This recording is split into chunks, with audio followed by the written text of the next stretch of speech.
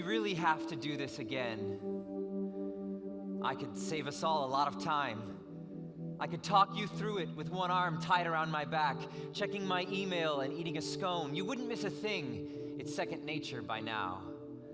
We've rehashed and regurgitated and revisited this residual narrative every year we've been alive. At the end of our winters plays a broken record of Good Fridays, Bad Fridays, with the lights turned down low and a bunch of people moping around in black clothes. Do we really have to do this again? I said, look, I've got it all memorized, okay? I could tell you this tale in my sleep, like a slumbering child mumbles nursery rhymes in the dark, disoriented, but mostly accurate. And not just the blood and the earthquake. I could recount to you for the 100th time the rote repetition of sacrifice and suffering for the sin of the world. Yes, the sin of the world, which is much easier to talk about than my own. Either way, the sin situation has been assessed and addressed once and for all, I'm told. All told, we should be allowed to go home. I stood on the edge of the world and looked back. Over ages and eons of men making war, making love, making messes, making sense to no one, not even themselves, and saw one shape stood the test of time. One clash of the titans of darkness and light. One symbol of torture and shadows and death. One death on a hill that ended so shrill the corpses crawled out of their crypts and caroused in the night.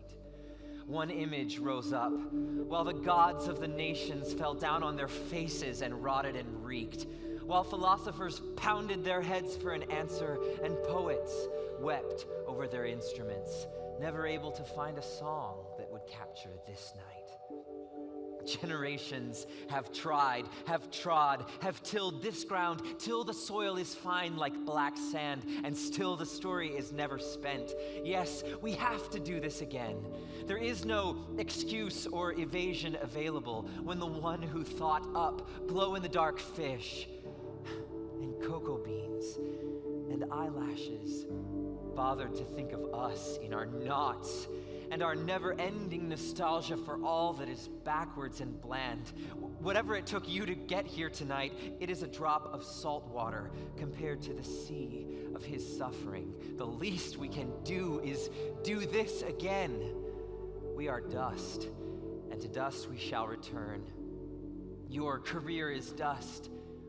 Your best friend and your children and the kings of this earth are dust, and tonight, our only hope is nailed up on a dusty hill, choking to death on his own blood.